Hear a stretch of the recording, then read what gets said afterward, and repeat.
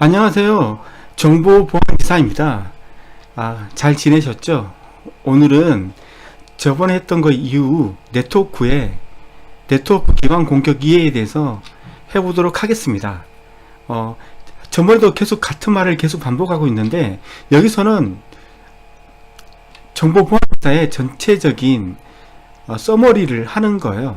해서 어떤 부분이 중요하고 어떤 부분이 덜 중요한지, 그리고 어떤 부분이 산업기사 문제로 나왔고 어떤 부분이 기사로 나왔는지, 그리고 어떤 애가 필기로 나왔고 어떤 애가 필기뿐만 아니라 실기에서 나왔는지, 이거에 대해서 맥을 짚어보려고 하는 시간이에요.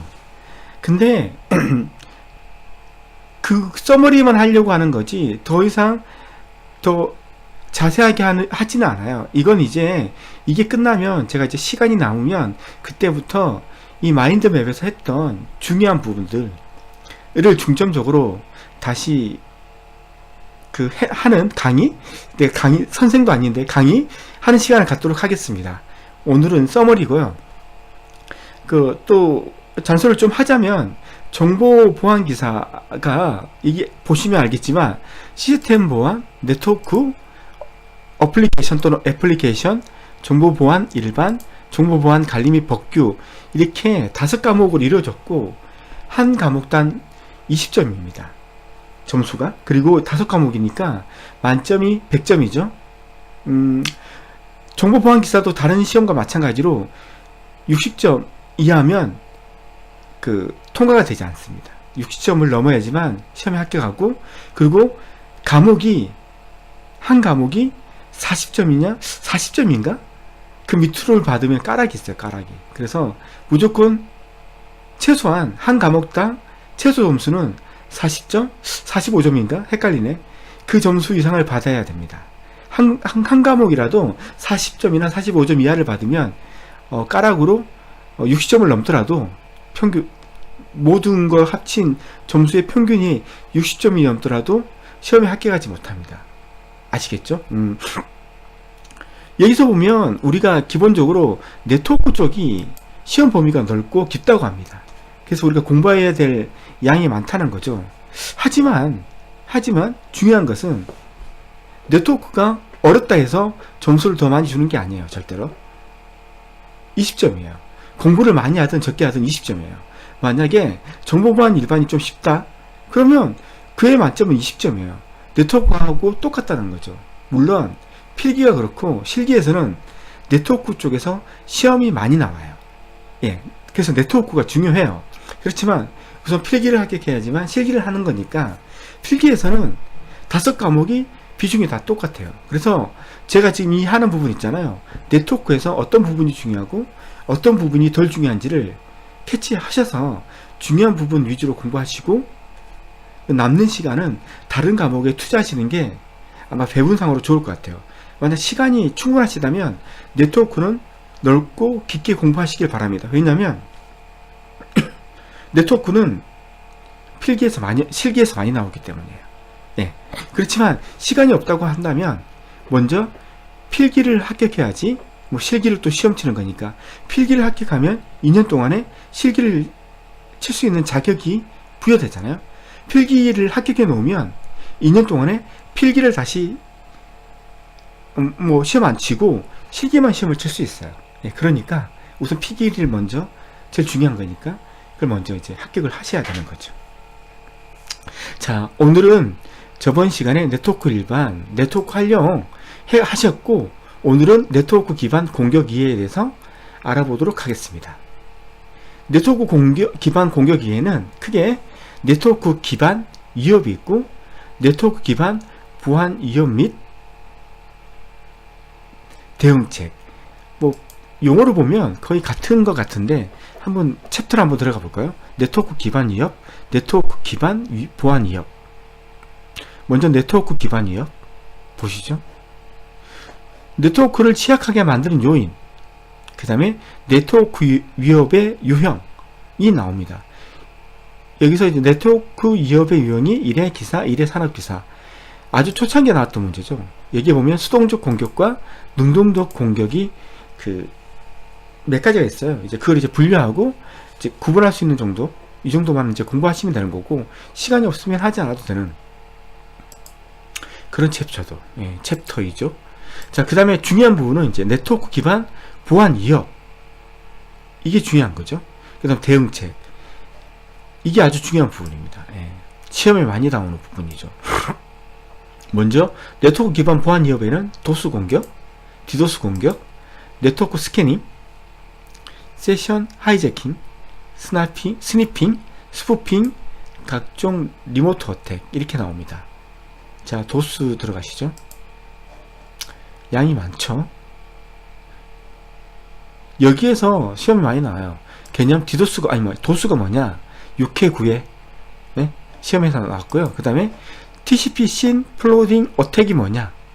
이런 것도 이제 나오는 거죠. 이것도 10회 산업기사, 3회 기사, 실기 나왔죠. 실기가 나오면 이 챕터는 깊게 그 다음에 폭넓게 공부를 하셔야 된다는 거예요. 아시겠죠? 보시면 아시겠지만 얘는 많이 나와요. 7회 기사, 8회 산업기사, 실기까지. 그 다음에 보안 대책 신 플로딩 어택을 어떻게 막아낼 수 있느냐, 이 대책이 어떻게 되느냐, 이거 8회 기사 비교적 최근에 나왔던 문제죠. 그 다음에 스머프 어택, 이것도 알아야 되는 거죠. 산업기사, 2회 기사, 3회 산업기사, 9회 기사, 실기. 얘도 빠삭하게 공부하셔야 됩니다. 그 다음에 스머프 어택의 공격 방법, 공격을 어떻게 하는 게 스머프 어택이냐, 이거 물어보는 거고, 이것도 마찬가지로 중요하죠. 실기에도 나왔던 문제고, 최근의 기사에도 나왔던 문제입니다. 보안 대책이 뭐냐? 얘도 중요하죠. 최신, 실기 아주 중요한 문제들이죠. 무조건 공부해야 된다는 거죠. 중요하다는 건. 자, 플로딩 어택. 이건 이제 7회 기사에서 나왔는데, 플로딩 어택은 뭐 홍수가 범람한다 이런 거 있잖아요. 우리가 알고 있는 것들. 그래서 ICMP 플로딩, UDP 플로딩, 한꺼번에 그냥 패킷을 날려버리는 거, 이런 것들 기본적으로 알아야 되는 거죠. 시험이 뭐 적게 나왔든 많이 나왔든지 간에. 그 다음에 랜드 어택. 뭐 이건 진짜 랜드 어택인데 쉽다는 거죠. 10회 5회 뭐 이런 게 시험에 나올지 잘 모르겠는데, 핑 오브 데스, 이거 7회 기사 대책, 뭐 이런 것들. 핑을 죽을 때까지 날리는 거죠. 이런 것들 뭐 나중에 자세하게 또 설명해 드릴 시간이 있을 겁니다. 오늘 그냥 이렇게 간단하게 간략하게 넘어가는 거죠. 티어드랍 어택,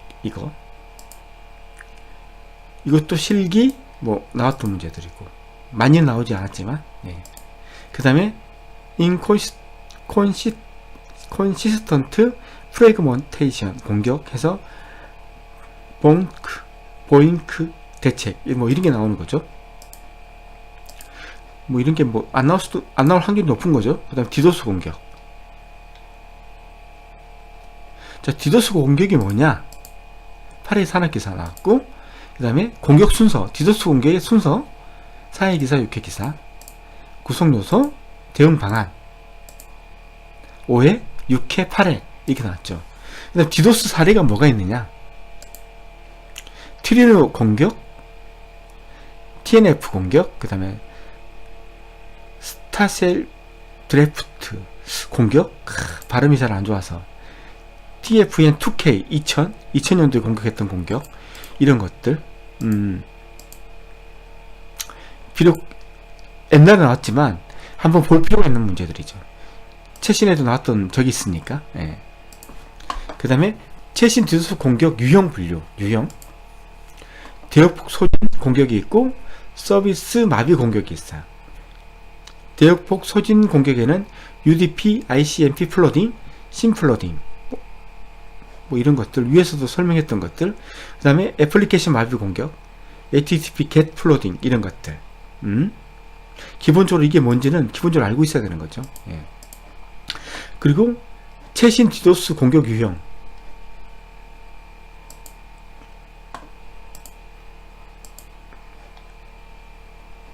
이걸 잘 맞춰야 돼요. 왜냐면 저기 밑에 부분에 그 오른쪽 부분에 제 이제 사진이 나오니까, 영상이 나오니까 이 위치 잘 못 맞춰버리면 이 글자 위에 영상이 떠버릴 수가 있어요.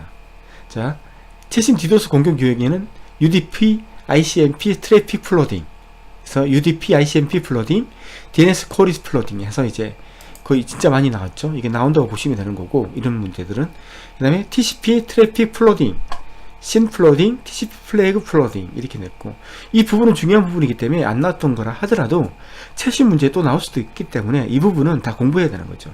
IP 플로딩 공격, 랜드, 헤드 옵션 변조, 티어드랍 이런 것들, HTTP 트래픽 플로딩 해서 get 플로딩 많이 나왔죠. 실기에도 나왔던 문제예요. 그 다음에 get 플로딩 with 캐시 컨트롤, 캐시 컨트롤 이 부분도 실기에 나왔던 문제들이죠. 동쪽 HTTP 리퀘스트 플로딩 공격 뭐 이런 것들, 여기 부분은 이제 빠삭하게 공부를 하셔야 된다는 거죠. 예. 문제 많이 나오기 때문에 안 나왔던 문제가 최신 문제로 나올 수도 있거든요. 예. 그래서 이제 공부를 해야 되는 거죠. 이런 것들은 HTTP 헤더 옵션 스포핑 플로딩 해서 슬로우 HTTP 포스트 도스, 슬로우 HTTP 헤더 도스, 이게 슬로우 로리스, 슬로우 HTTP 리드 도스 이런 것들, 각각의 차이점들 구분할 수 있어야 되는 거죠. 예. 그 다음에 공격 유형에 따른 차단 정책 정의 및 대응. 그래서 여기는 이제 대응 방안이 있는 거죠. 대역폭 소진 공격 대응 방안, 대역폭 소진 공격, 웹서버 자원 소모 공격 대응 방안, DB 커넥션 부하 유발 공격 대응 방안, 웹서버 자원 소모 공격 대응 방안, 이게 나오죠. 이게 시험이 안 나왔다 하더라도 어떤 문제에 대한 대응 방안은 우리가 어떻게 처리해야 되는 답이잖아요. 이런 것들은 좀 보안 쪽에서는 중요한 거니까, 예, 기본적으로 한 번씩 뭐 깊게는 아니더라도 이게 무슨 내용인지는 한번 훑어봐야 되는 거죠. 자, DR도스, 디스트리뷰트 분산된 리플렉션, 반사 공격 도스잖아요. 개요. 뭐냐 이게 대체? 최신에 8회면 최신에 나왔던 문제고, DR도스 공격 위험 요소는 뭐가 있느냐? 그리고 일반 디도스와의 차이점이 뭐냐? 공격 원리, 공격 방식, 대응 방법, 이렇게 나온다고 보시면 되는 거죠. 자, 네트워크 스캐닝.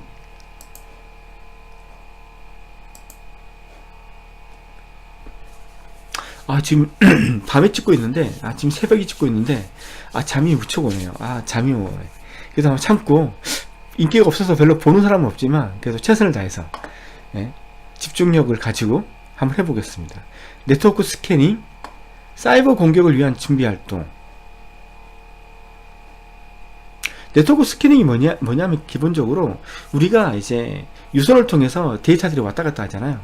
그 유선을 통해서 데이터들이 왔다 갔다 할 때 그 유선에 있는 내용을 유선을 통해서 들어온 데이터를 몰래 빼내는 거죠. 뭐 이런 것들 스캐닝 하는 거죠. 그래서 정보를 빼내는 거, 이런 것들이 이제 네트워크 스캐닝이라고 하는 거죠. 스푸프리팅이 뭐냐, 그리고 스캔 공격 분류가 있는데, 스캔 공격할 수 있는 게 뭐냐, 스윕, 오픈 스캔, 스텔스 스캔, 시큐리티, 이렇게 이제 크게 나눌 수 있다는 거죠. 이 부분도 아주 중요하죠. 포토 스캔은 해커들이 많이 쓰는 방법 중에 하나니까, 유선상으로 어떤 패킷이 들어가는지 분석해서 이 사람이 공격 대상이 어떤 일을 하고 있는지를 이제 정보를 빼내는 작업들을 할 때 많이 쓰는 부분이기 때문에, 이게 나왔든 안 나왔든 이 부분들은 명확하게 구분할 수 있어야 되는 거죠. 그렇게 보면 이제 네트워크가 공부할 게 많아요. 시간이 없으면 가감히 시험에 나왔던 부분들만 공부하셔도 되고, 수입 뭐 이런 게 있습니다. 그 다음에 오픈 스캔 이런 게 있어요. 목소리가 아파서, 목소리가 안 나와서 이렇게 할게요. 스텔스 스캔은 이게 있어요. 이 부분도 아주 중요하죠. 핀이 뭐냐, 엑스마스가 뭐냐, 널이 뭐냐, 에크가 뭐냐, 프래그먼트가 뭐냐, 이걸 다 구분할 수 있어야 됩니다. 이 부분 중요해요. 시큐리티, OS 시스템, 네트워크 디바이스, 애플리케이션, 이 부분에서 어떻게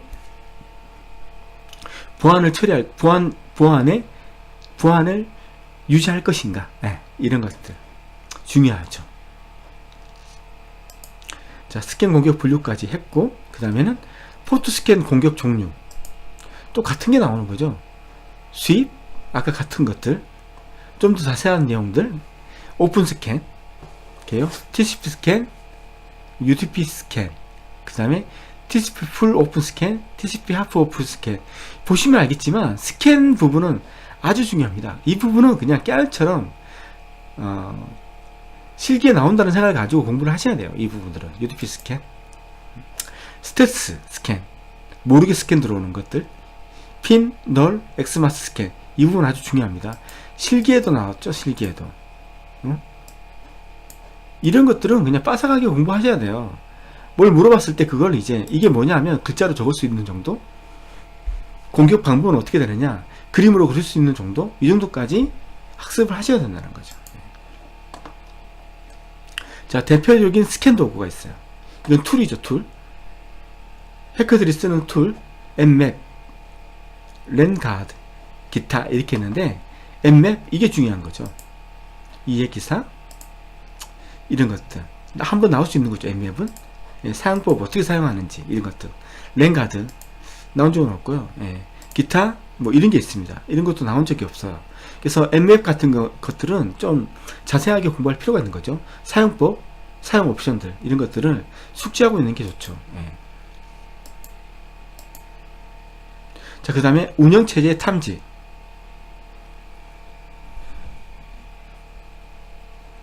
배너 그래빙, TCP IP 뭐 이런 게 있어요. 자세한 것은 나중에. 그 다음에 목록화, 그 다음에 포토 스캔 공격에 대한 대응책 이런 것들.